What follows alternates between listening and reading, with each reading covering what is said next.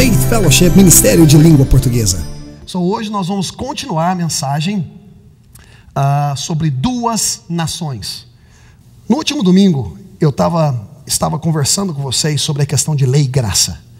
Ok? Até que nós chegamos dentro do tema na qual nós lançamos para poder ilustrar e explicar de uma forma bem dinâmica e efetiva acerca de lei e graça. E no último domingo nós lemos acerca de duas nações, no livro de Gênesis 25, versículo 21 ao 23. Nós vamos estar fazendo essa leitura novamente, para que nós possamos estar como que entendendo, as pessoas que não tiveram aqui no último domingo, possam estar entendendo para onde é que nós estamos indo.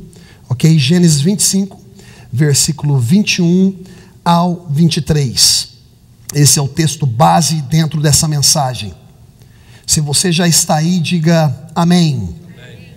Glória a Deus. E diz assim: e Isaac orou insistentemente ao Senhor por sua mulher, porquanto era estéril. Diga estéril. E o Senhor ouviu as suas orações. E Rebeca, que era a esposa de Isaac, sua mulher, concebeu. Ela concebeu. E os filhos lutavam dentro dela. Diga, lutavam. Dentro dela. Então disse: se é assim, por que sou eu assim? E foi perguntar ao Senhor. Ela foi perguntar ao Senhor e pedir explicação do porquê essas crianças lutavam dentro dela. Simples assim. Por que que eles lutavam dentro dela? E essa foi a resposta que o Senhor deu. Duas nações, diga duas nações. Mais uma vez, duas nações. Há no teu ventre, e dois povos se dividirão das tuas entranhas, e um povo será maior e mais forte do que o outro, e o maior servirá ao menor. Nós bem sabemos, meus amados, nós bem sabemos que quando existem duas crianças no ventre de uma mãe, elas lutam, ponto número 1, por espaço. Elas lutam por espaço, para que elas possam estar mais confortáveis. Uma empurra a outra para poder alcançar um conforto. Elas lutam também por crescimento. E falando sobre crescimento, eu estou querendo falar sobre nutrição.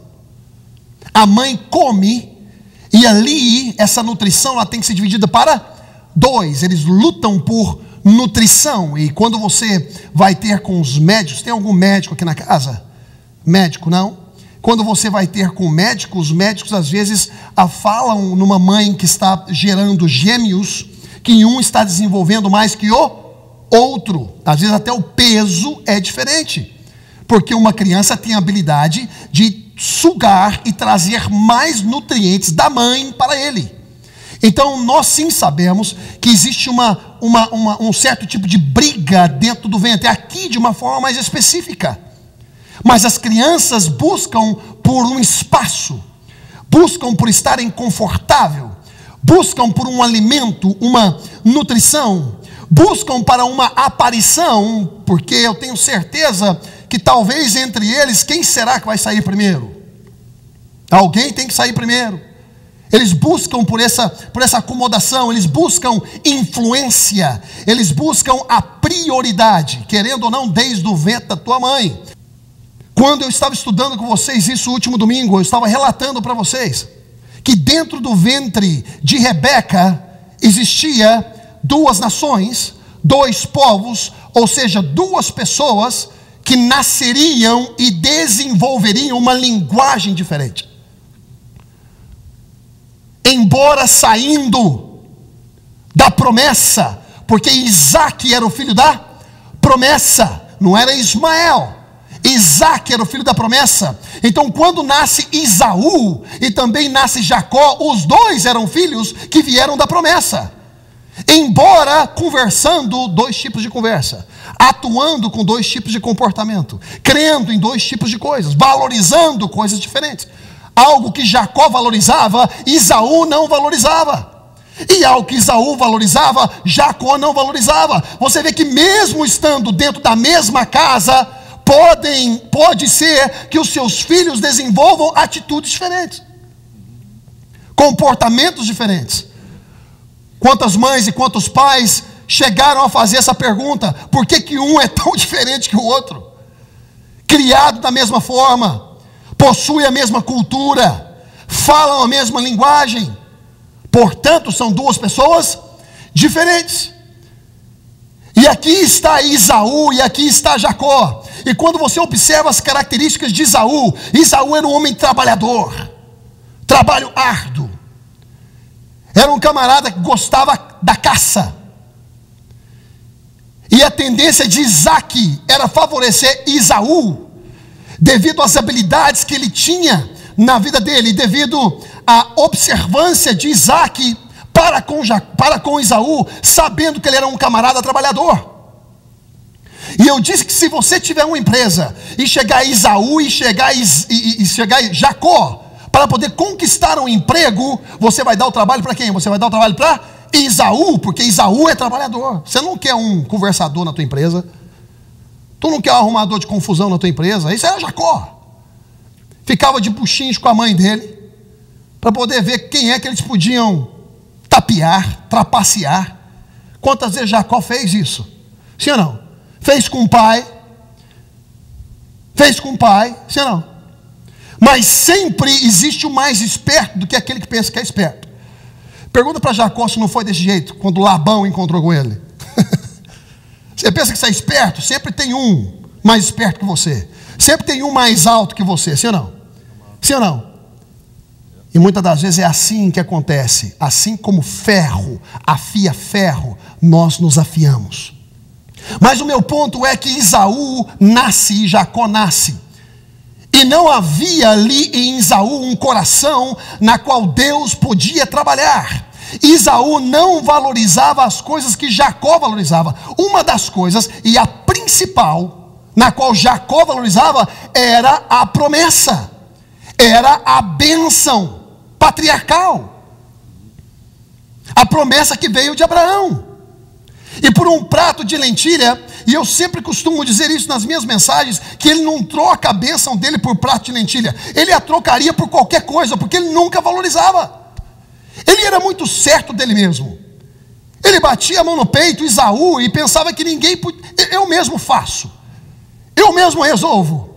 Não havia um coração dependente, não havia um valorizar da parte de Esaú para com aquilo que Deus tinha dado de graça para Abraão. E assim passava de geração em geração. Mas Jacó valorizava. Eu disse, mas Jacó valorizava. Esaú representa a lei, representa um mundo das obras, na qual eu faço.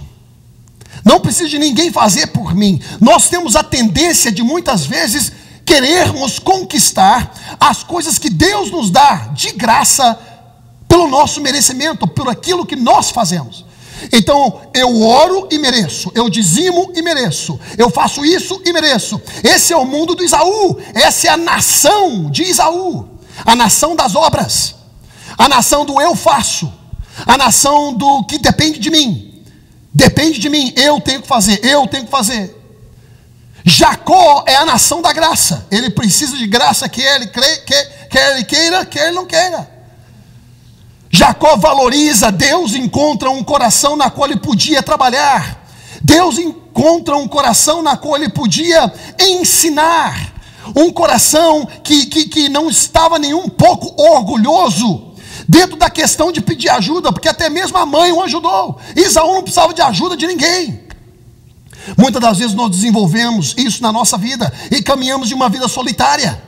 Eu não preciso de ninguém, eu vou viver a minha vida, porque é assim que eu quero. Não, campeão, se tu quer viver a tua vida, tu está completamente errado, principalmente quando você já entregou a tua vida para Jesus. A tua vida não te pertence mais, você não é dono de você.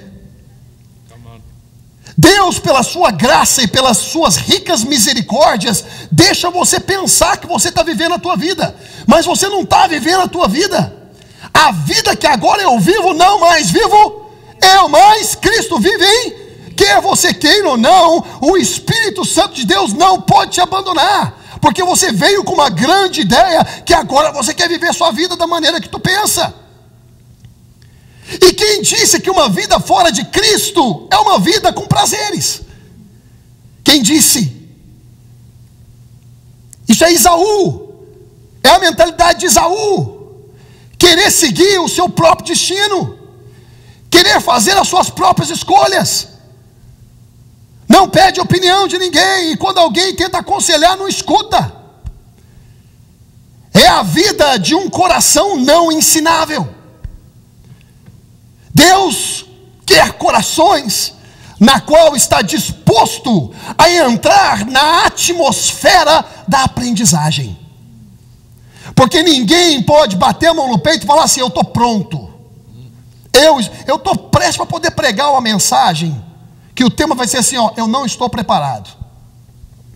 Eu me lembro quando eu fui convidado para poder pregar em Angola, numa grande conferência com mais de 1000 pastores e apóstolos. E quando eu recebi esse convite, as minhas pernas faziam assim, ó, porque eu nunca tinha feito isso. Eu não me sentia preparado. Como para algumas fases da minha vida, que eu estou me preparando, quando ela chega, eu não me sinto preparado. Se você está esperando estar completamente preparado para poder fazer aquilo que Deus tem chamado a fazer, você é Esaú, você não é Jacó. Esaú que tem essa mentalidade: eu estou preparado. Eu não estou falando que você não tenha que ter uma confiança em você. Eu não estou levando isso para o legalismo, na qual nós não devemos falar, não, estou preparado para isso. Mas eu estou falando dentro da questão de dependência ao Senhor, dependência que você tem que ter para com Deus, principalmente nas coisas do Senhor, principalmente para com a sua vida. Você realmente crê que você está completamente preparado para viver a vida da forma que tu pensa que tu deve viver?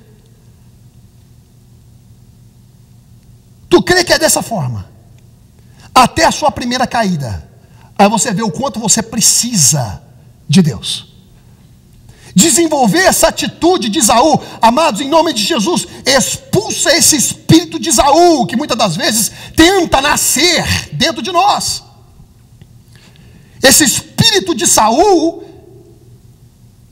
traz a tentação para que você pense que você não precisa de ninguém, que você não precisa aprender de ninguém, e que você mesmo traça o teu destino. Oh my God! Jesus veio e Ele fez o que fez porque você tentou viver a sua própria vida e não deu certo. E não deu certo. Quantos aqui tentaram viver e caminhar a sua própria caminhada e você se encontrar numa situação que não dá certo? Isso não é um papo religioso. Isso não é um papo de mais um culto, de mais um pastor. Não, não funciona. Vai chegar um momento que em tudo aquilo que você está buscando satisfação, não vai te satisfazer. Porque o único elemento que te traz nutrição, que te traz influência, o único elemento que te promove, o único elemento que pode mudar a sua vida por completo, a sua forma de pensar, é a palavra de Deus. A que transforma a sua vida, a que renova a tua mente e a que te faz entender que é tudo sobre Ele, para que seja sobre você. Não é tudo sobre Ele e nada sobre você, é tudo sobre Ele para que seja você. A sua existência é por Ele, é para Ele, é através dEle. Eu declaro em nome de Jesus que esse espírito de Saul, e é uma forma que eu estou colocando, não é que existe o espírito de Esaú, não é que exista. Eu estou falando essa questão de pensar que você pode viver a sua vida da forma que você quer viver. Que isso seja neutralizado hoje em nome de Jesus. E eu estou falando com alguém aqui nessa noite. 2 nações não podem viver dentro de você. Você escolhe a sua jornada. O livre-arbítrio foi dado a você, mas escolha a vida. Escolha Jesus. Escolha aquele que quando todo mundo te decepcionar, quando todo mundo te frustrar, ele não pode, no caráter dele, te frustrar e te decepcionar. Se nada der certo na tua vida, uma coisa dá certo: é você confiar em Deus, é você confiar em Jesus. Se todo mundo te decepcionar na vida, uma pessoa não te decepciona. É por isso que eu peço para você: desenvolva a habilidade de confiar em Deus em tempos difíceis e não tentar retornar à posição de Senhor da sua vida, porque você não é Senhor da sua vida. O Senhor da tua vida é aquele que você entregou um dia. Faça com que a tua palavra valha. Foi você que se entregou. A palavra de Deus nos fala que nós chegamos para esse reino da graça, para essa nação da graça, através da nossa confissão e através do nosso livre-arbítrio.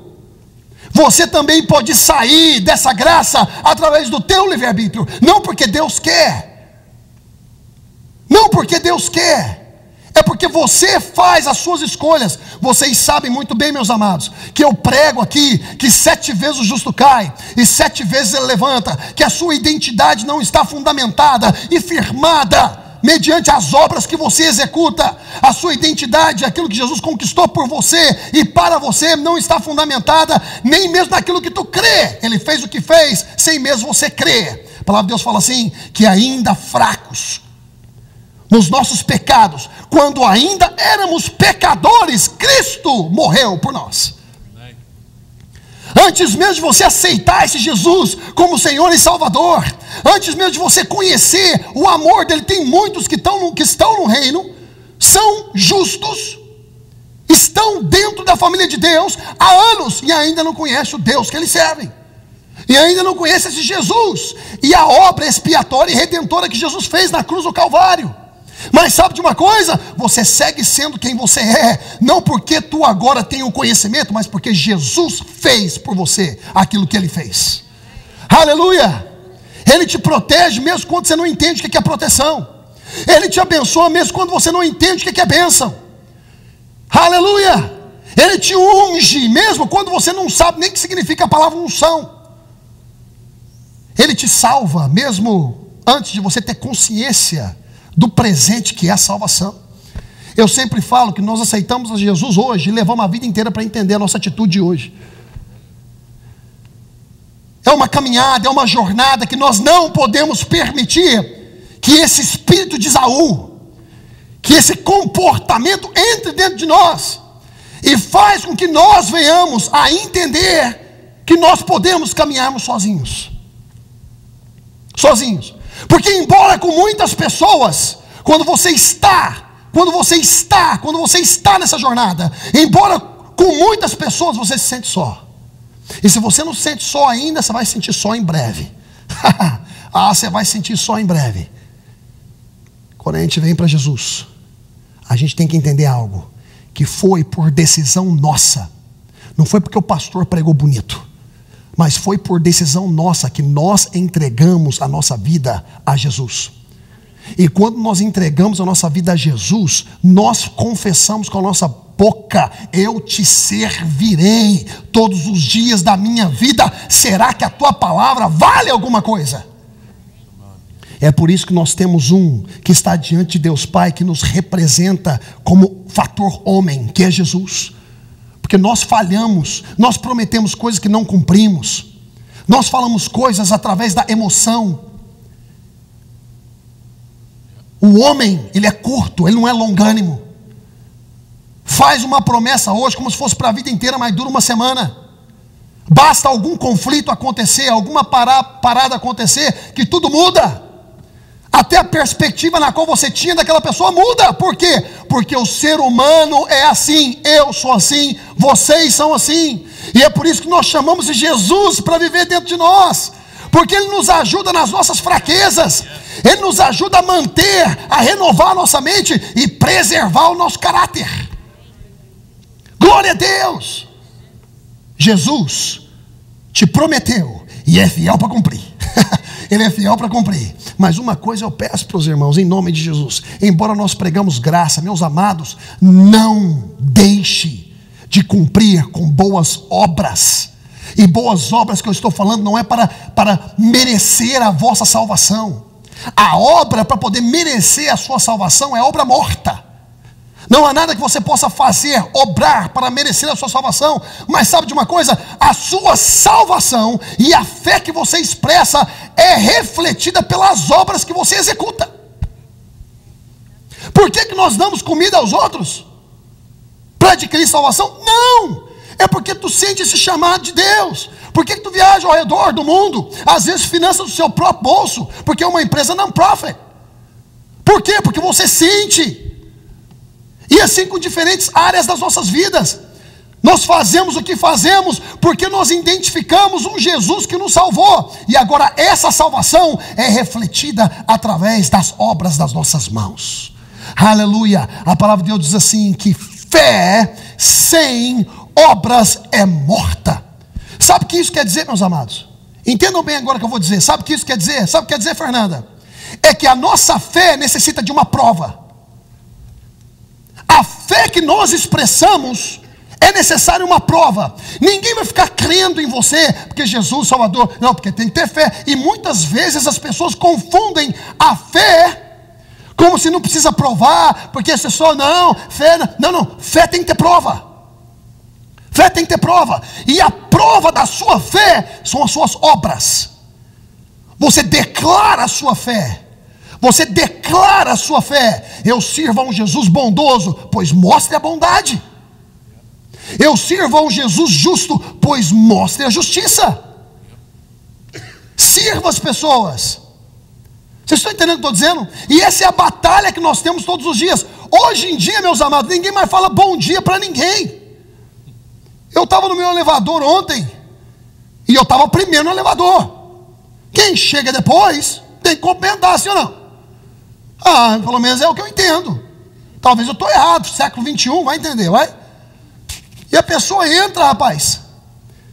E aí eu estou ali olhando para ela, ela entra, baixa a cabeça, é como se tu nem existisse.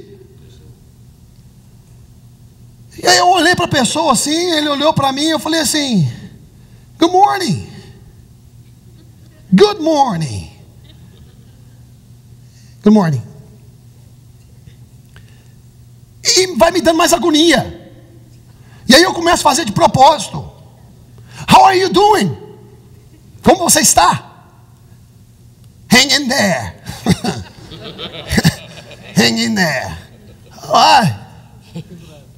Como é que está a sua família? Terminou muitas coisas hoje. Hoje em dia tem crente dessa forma.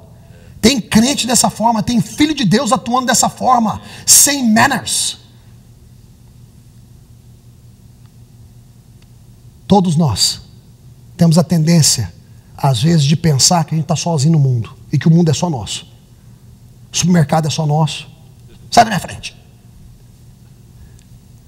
A carne é só nossa. O presunto é só nosso.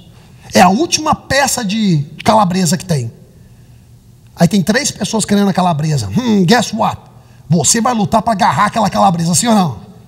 Não tem essa parada. Não, pode você ter a calabresa. Não. Você vai agarrar, vai puxar aquela calabresa, sim ou não?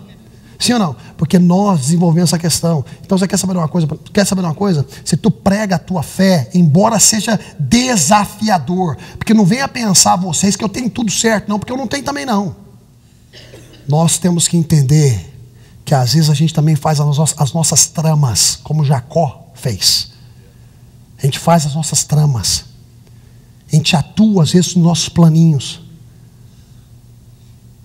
E às vezes a gente ofende a Deus por isso.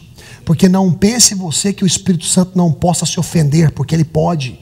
Porque o Espírito Santo é uma pessoa. E quando é uma pessoa, ele tem uma persona, uma personalidade. E dentro da personalidade, ele tem uma mente. E essa mente pensa, reflete, dá permissão, nega. É uma pessoa. E como uma pessoa, você pode apagar o Espírito Santo. Você pode entristecer o Espírito Santo.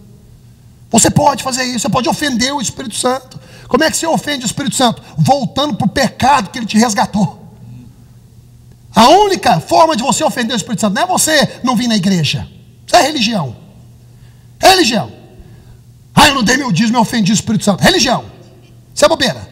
A forma que você ofende o Espírito Santo é você voltar para o lixo que ele te libertou. É você voltar para a vida mundana que ele te libertou. Vamos ter um papo reto aqui, gente.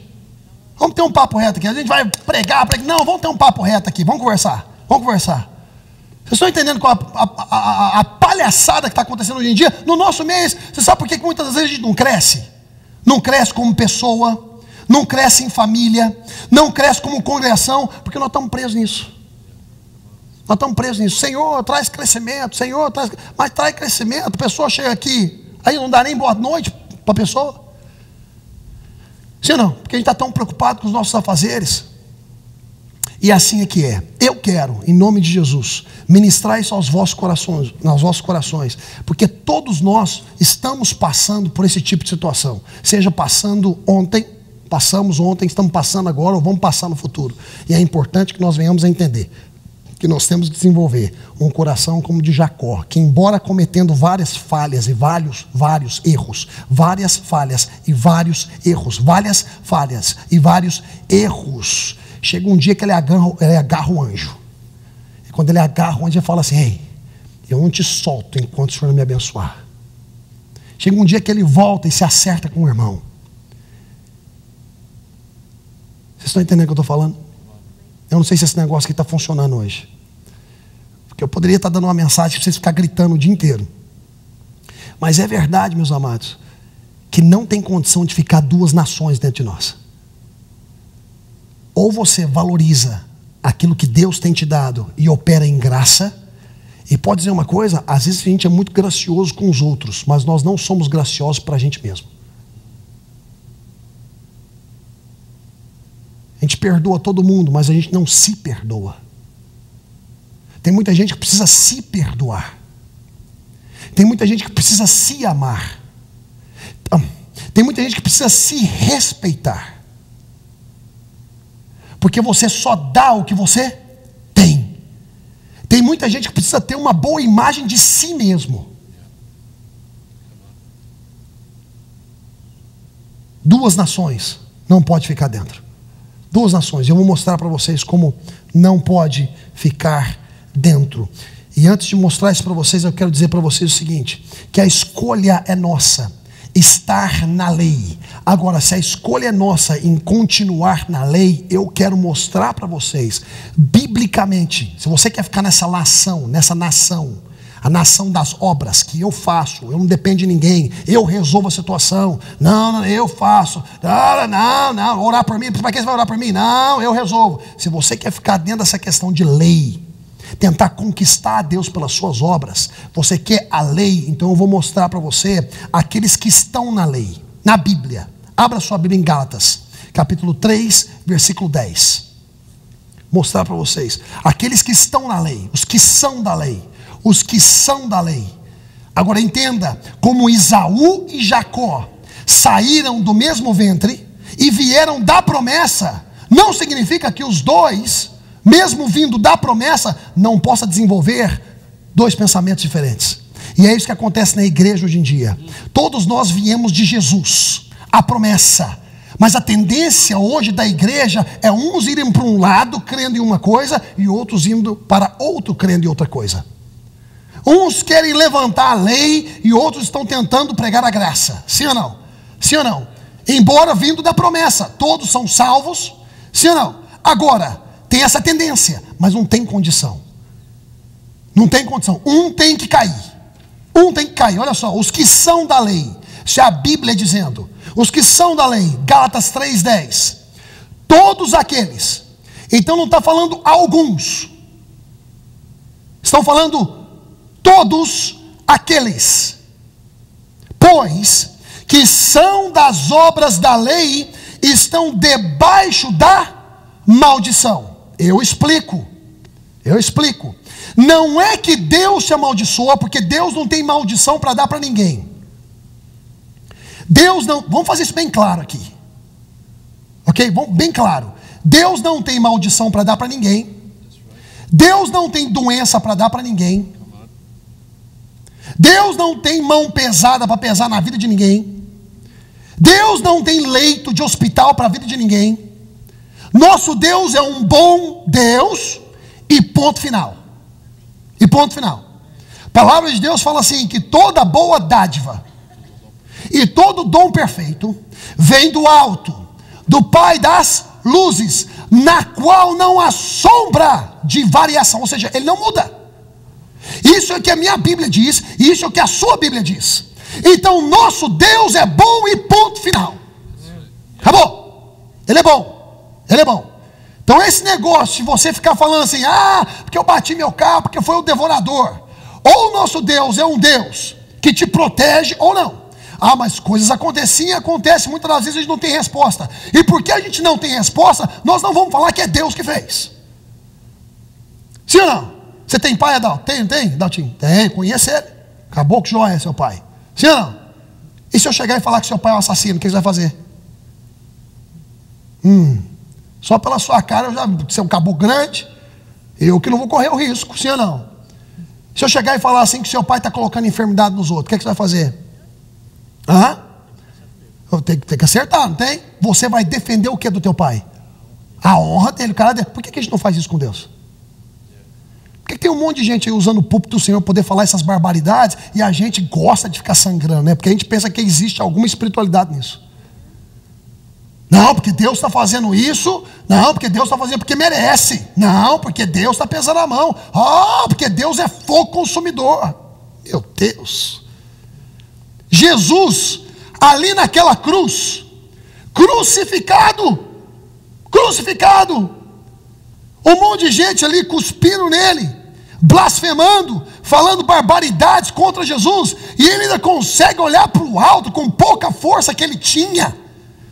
Ele consegue olhar para o alto e falar: Pai, perdoa eles. Esse mundo, gente, está rompido. Esse mundo está quebrado. Quando você sai por essa porta e segunda-feira chega, você não sabe o que te espera. Ou você confia em Deus nos momentos maus ou bons, ou você é alvo fácil para o diabo te decepcionar e te colocar contra o seu próprio Deus. Eu não consigo entender como as pessoas lá fora sobrevivem sem Jesus. Serious. Eu não consigo entender como as pessoas lá fora conseguem viver uma vida sem ter o Espírito Santo dentro delas. Eu não consigo entender. Eu não consigo. Num mundo cruel desse, um mundo que passa açúcar na tua boca, mas assim que tu morde, meu querido, é veneno puro. É veneno puro. Eu não consigo entender como é que tem crente que abandona Jesus. Uma vez que experimentaram do sangue da aliança, como dizem Hebreus, uma vez que experimentaram a doce presença do Espírito Santo, batizados com o Espírito Santo, uma vez que experimentaram esse amor, abandonam. Eu não estou falando deixam de vir à igreja, eu falo abandonar Deus, abandonar princípios e valores que honram ao nosso Senhor, e depois fala que Deus é que faz mal. Não, é você que faz mal para você mesmo, e quer encontrar um para colocar a culpa, porque tu quer passar a mão na sua própria cabeça. E assim é a humanidade, assim é o ser humano. Desde pequeno é assim. Eu me lembro quando a minha irmã era pequenininha. Nós somos como 5 anos de diferença. E a Letícia arrumava de ficar usando o sapato da minha mãe. Eu acho que toda menininha, pequenininha faz isso. Sai andando com os tamancos da mãe. E foi lá e mexendo nas coisas da minha mãe, batom, rabisca a cara toda e tal. Letícia? E perfume e tal. E chega a Letícia lá com os batom, parede, tudo bagunçado, com tamancão, a saia torta, e chega assim e tal. E a mãe chega: que é isso, Letícia? Quem é que fez isso? E ela, com todas as evidências na cara, na mão, com tudo, lambuzada, fala: não sei. Isso é o ser humano. Isso é ser humano. Muitas das vezes nós fazemos coisas até mesmo como adultos. E aí quando chega o momento de prestar conta, a gente fala, não sei. E se tiver a priminha do lado, foi a Gisele, foi a fulana de tal. Porque o ser humano é assim. Graças a Deus, gente, nós temos um Jesus que levou a nossa culpa. Porque o diabo tem toda a razão de todos os dias se apresentar a Deus para poder tentar arrumar culpa para a gente. Ele tem toda a razão de se levantar e ir lá para poder condenar. Sabe por quê? Porque ele vê culpa. Ele vê você errando todo dia. Mas uma coisa também ele sabe, mas ele finge que não sabe. Também ele fica nessa não sei. É quando ele vê você culpado, com culpa, ele também vê o sangue. O sangue de Jesus. Ele vai nessa tentativa e Jesus fala assim, eu já paguei o preço. Então aqueles que estão na lei, tentando caminhar pelas obras, eles já estão amaldiçoados. Não por causa de Deus, é porque a lei está numa posição na qual você não consegue cumpri-la.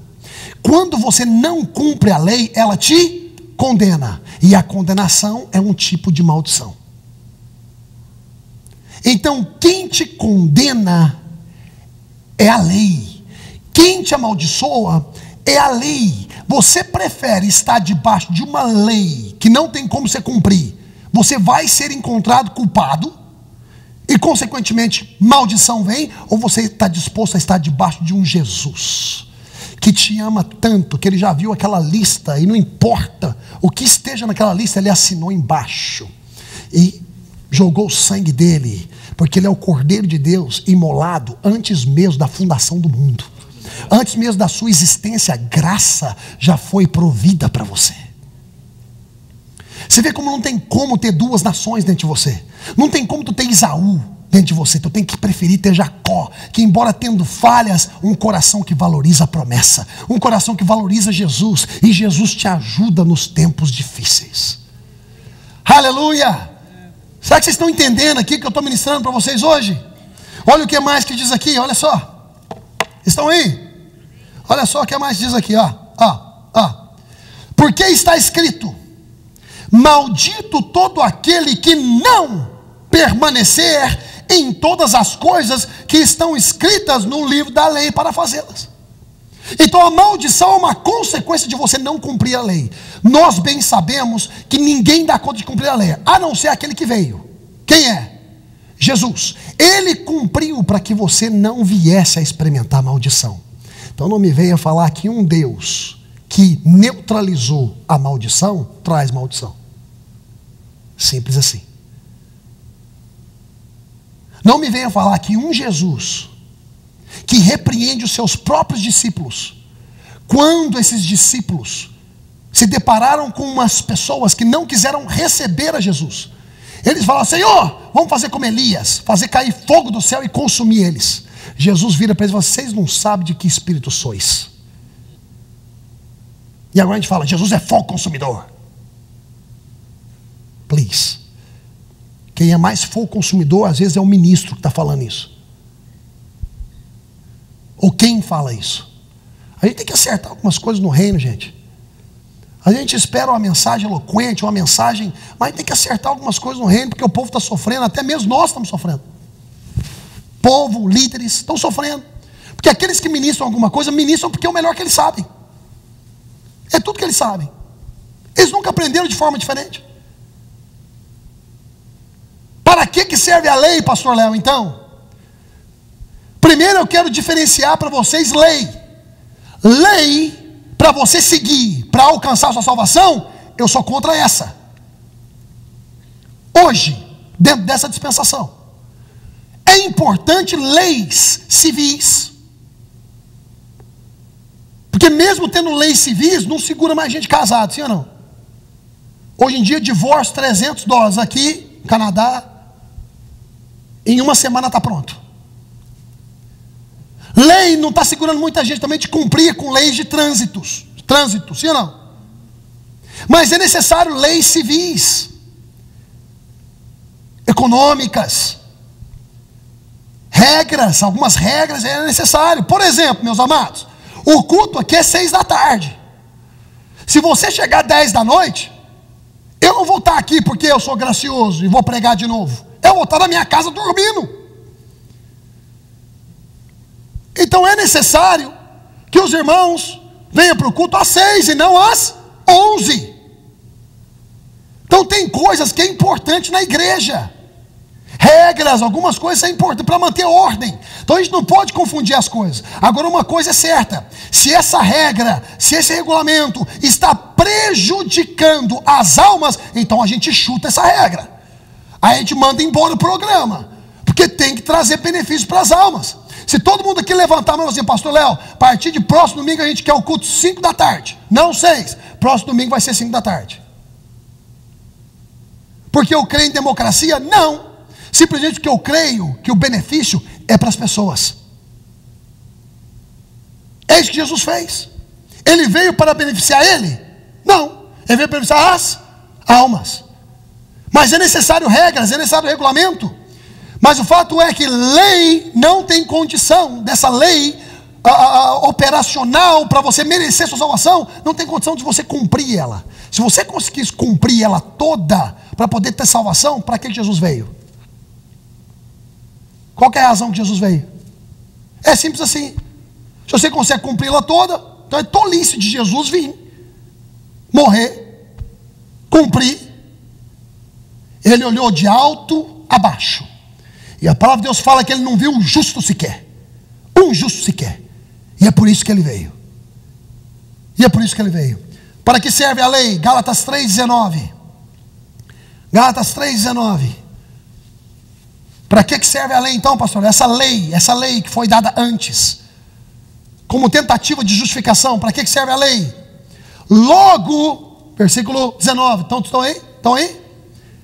Capítulo 3 de Gálatas, versículo 19. Olha só o que diz, olha, importante, presta atenção. Estamos fazendo isso aqui hoje uma escola bíblica, amém? Olha o que está dizendo, ó. Logo, para que é a lei? As escrituras agora vai explicar. Para que é a lei? Foi ordenada por causa das transgressões, até que viesse a posteridade a quem a promessa tinha sido feita. Então aqui nós identificamos que a lei foi dada por um período, até que a promessa se manifestasse. A lei não foi dada para ser algo permanente na vida do ser humano. E é isso que muitos estão tentando fazer hoje. E eles seguem se decepcionando e seguem se frustrando. Porque a lei foi uma tentativa de manter o povo em ordem. Só isso. A lei é um espelho que quando você olha para ele, reflete o quanto você precisa de Jesus, o quanto você precisa de salvação.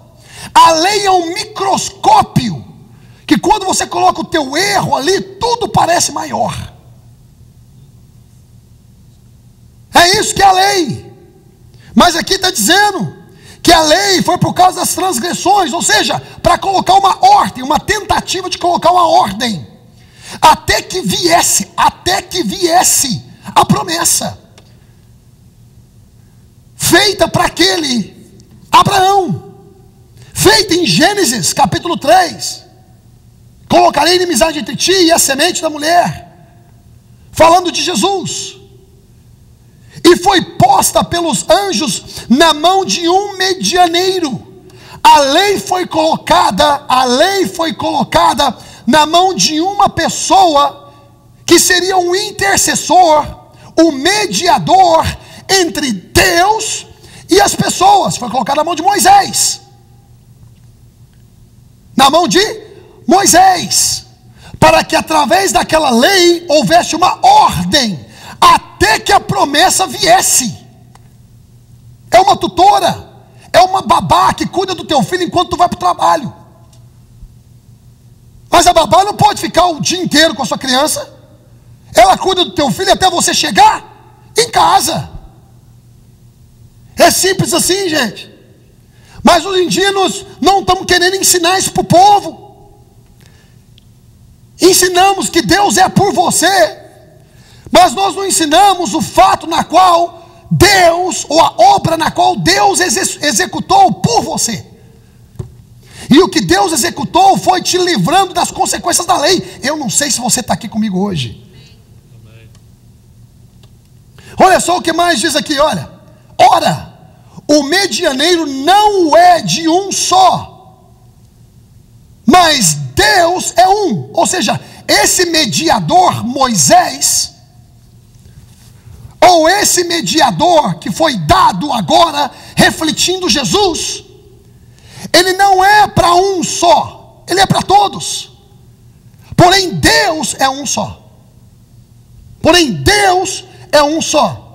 E discorre as escrituras falando, logo a lei é contra as promessas de Deus? É uma pergunta. Ah, pastor, então quer dizer então que a lei, ela é contra as promessas de Deus? Não. Não. Olha o que diz aqui, ó. De nenhuma sorte, porque se fosse dada uma lei que pudesse, ou seja, a lei ela não é contra as promessas, mas ela não pode fazer o que a promessa faz. É isso que está querendo dizer. A lei ela não é contra as promessas de Deus, mas ela leva o povo de Deus, e leva até que a promessa se manifesta, e ela entrega para a promessa. Ela entrega para a promessa. Porque se houvesse uma lei, está aí na sua Bíblia, que pudesse vivificar, está dizendo aqui, olha só. Porque se fosse dada uma lei que pudesse vivificar, a justiça na verdade teria sido pela lei e não pela graça. A gente não precisaria de Jesus, é só continuar com a lei. Está entendendo o que eu estou dizendo? Mas a lei não consegue vivificar, para que nós possamos entender justiça e verdade. Não consegue. Versículo 23. Mas antes que a fé viesse, estávamos guardados debaixo da lei. Antes que a fé viesse. Então fé e lei não tem nada a ver uma coisa com a outra. Antes que a fé viesse, nós estamos guardados debaixo da lei e encerrados para aquela fé que se havia de manifestar. Jesus, a fé em pessoa.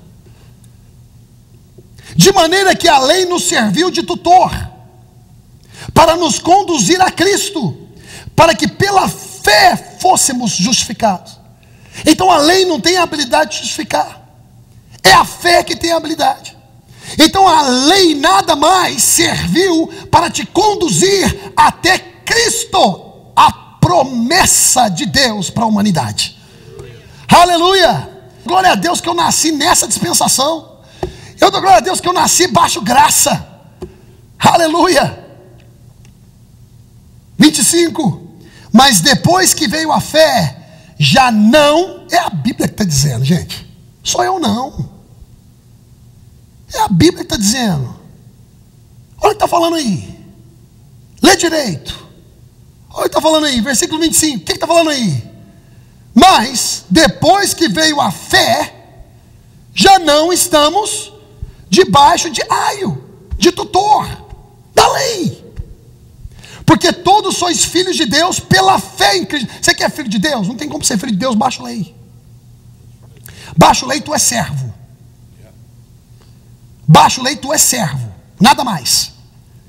Mas baixo graça, baixo promessa, tu é chamado filho de Deus. Filho de Deus. Eu quero estudar um pouco mais com vocês. Quero estudar um pouco mais com você para entender esse negócio, que lei não tem condição de trazer verdade, lei não traz graça, lei não traz isso. Eu provo para vocês, abre a Bíblia em João, capítulo 1, versículo 16. Eu provo nas escrituras, eu estou disposto a mostrar a escritura para vocês. Escritura, temos que ler, porque a nossa fé tem que ser provada, tem que ler. Vamos ler. Olha o que diz aí, João 1,16. Está claro aí. Nós temos que entender essa parada. Olha o que diz aí, olha só. 1,16, todos aí? Diga glória. Glória. Mais forte, glória. Glória. Cutuca a pessoa que está falando assim, não dorme não, campeão. Dorme não. Olha o que diz aí, ó, João 1,16. Olha o que diz aí, ó. E todos nós recebemos também da sua plenitude. Agora, vírgula, pensa bem agora. Pensa bem, ó. Todos nós, presta atenção. Todos nós recebemos da sua o quê? O que é plenitude, gente de Deus? O que é plenitude? É tudo. Ó Jesus, é tudo que é bom. Tudo. Plenitude, tudo, picanha, tudo, camarão, tudo. Tudo. Nós também recebemos. Fala, recebemos. Está falando o quê? Presente. Nós, fala, recebemos. Faz assim com a mão, faz assim com a mão. Faz. Mas faz com vontade de fazer, viu, gente? Não faz só porque o pastor está pedindo, não. Faz assim, agora faz assim, ó. Recebemos. Toda a plenitude. Agora olha só, vírgula. Vírgula significa uma pausa. Agora vamos refletir o próximo negócio aqui, ó. Olha que o próximo negócio é, ó. Aqui, ó. Recebemos toda a plenitude, vírgula, e graça por graça ou sobre graça. Vamos colocar graça por graça. O que isso quer dizer? Graça por graça. Isso é fácil de definição. Gratuita, é muita coisa. Não, eu quero mais. Eu quero mais profundo. Eu quero mais. O que é graça por graça? Significa que não é só graça. É mais ainda. Mas o que é isso? Vamos ver o que é. Está aqui, escritura está aqui, ó. Está falando, ó. Versículo 17 agora. Olha só, versículo 17, olha só. Porque a lei foi dada por... Então quer dizer então que a lei foi entregue para um homem entregar para o povo. A lei foi dada por Moisés. Moisés não era a lei. Moisés não era a lei. A lei foi dada como um policial, não é a lei. Ele representa a lei. Quando uma pessoa chega e fala assim, I am the law, você fala, you represent the law to serve me. Você representa a lei para me servir. Porque a lei foi dada por... Right? Agora olha só que interessante, ó. A graça e a verdade. Interessante que agora no versículo 16 que a gente acabou de ler, a gente falou graça por graça. 2 elementos. E aqui a gente está falando assim, ó. A graça e a verdade vieram por Jesus. Então significa que a lei não era a verdade.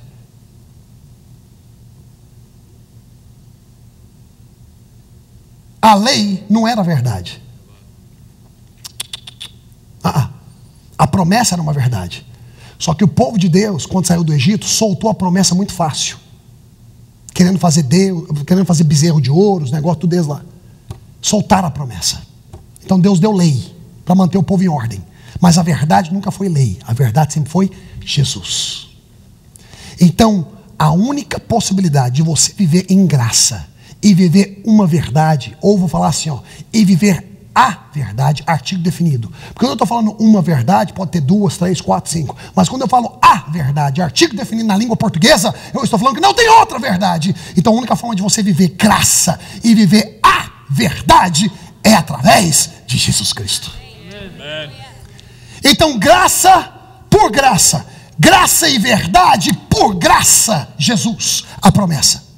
Jesus não veio trazer algo, Ele é a graça e a verdade em pessoa. Ele é a graça e a verdade em pessoa. 18. Deus nunca foi visto por alguém. O Filho do unigênito que está no seio do Pai, esse o revelou. Você quer conhecer a Deus? Conheça Jesus. Você quer experimentar de Deus? Entenda que Jesus é a graça e a verdade. Eu não estou falando que você não deva obedecer regras. Eu não estou falando nada disso. Eu estou falando que através da lei que a gente aprendeu desde pequenininho na igreja, para poder tentar nos justificar diante de Deus, para poder merecer a salvação através da nossa conduta, essa lei não vale. O que vale é a graça e a verdade de Jesus. Quanto mais você conhece a Jesus, mais você se apaixona por Ele. O que muda a sua vida é ouvir falar do amor de Deus, não é ouvir falar dos seus erros, dos seus fracassos. O que muda a tua vida é você se deparar com Jesus, que não importa o que você faz, aquilo que Ele já fez não está condicionado àquilo que você faz. Ele já fez antes de você fazer o que você vai fazer. Ele já morreu por você. Aleluia. Ele não volta atrás como a gente volta atrás quando a gente se decepciona com alguém. Sim ou não? Jesus não volta atrás. Eu dou glória a Deus que eu não sou Jesus. Eu dou glória a Deus que eu não sou Deus. Eu dou glória a Deus que Jesus vive em mim. E a gente tem que parar com essa história que a gente também é Deus, porque Jesus vive na gente. Não, a gente não é Deus, não. A gente não é Deus. Nós somos pequenos cristos, mas necessitamos desse Deus maravilhoso. Hoje eu queria compartilhar isso aos vossos corações. E o ponto dessa mensagem é que vocês saiam daqui entendendo o seguinte. Eu quero que vocês entendam isso. Não adianta você querer viver uma vida com o espírito de Esaú. Caminhar sozinho, pensar que tu pode mover sozinho, tu quer viver a sua própria vida, agora é o meu tempo, agora é minha... Não sei o que... Tu não tem vida? Tu não tem... Quem diz que tu tem vida? Quem diz que tu tem vida? Cadê sua vida? Porque aquele que quer viver, morre. Mas aquele que morre e entrega a sua vida, ganha lá. É isso que diz a palavra de Deus. Não vivo mais, mas Cristo vive em mim. Razão de tudo que nós somos, e razão de tudo que nós temos, e a razão de nós estarmos aqui, é por aquilo que Jesus é. Eu quero que você feche seus olhos por um segundo. E sem emoção, sem nada disso, eu quero que você reflita em algo. Não importa quais sejam os problemas que você já passou, que você esteja passando. Não importa quais são as suas falhas. Não importa como você levou sua vida até aqui. Não importa o que você disse ou o que você não disse. Não importa o que você fez ou o que você deixou de fazer. O que eu quero que você agora mesmo pense e absorva no teu coração,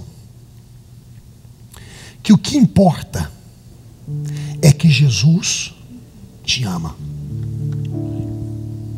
O que importa é que Ele sonda o seu coração. Ele sabe exatamente o que está aí dentro. O que importa é que Ele é o seu perdoador. Ele é o seu provedor. Ele é o que te sustenta. Ele é o que te protege.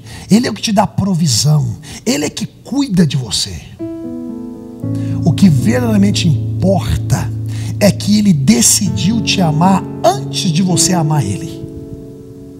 Ele decidiu te amar antes de você amar Ele. Ele te escolheu antes que você escolhesse a Ele. Não era Deus ou Jesus que estava perdido, era nós que estávamos perdidos. Mas Ele nos encontrou e nos trouxe para um reino de amor, um reino de consolo, um reino que quando você falha, Ele está disposto a te perdoar e te dar mais uma oportunidade. Obrigada por assistir. Para mais informações, visite-nos a ffmwoc.org.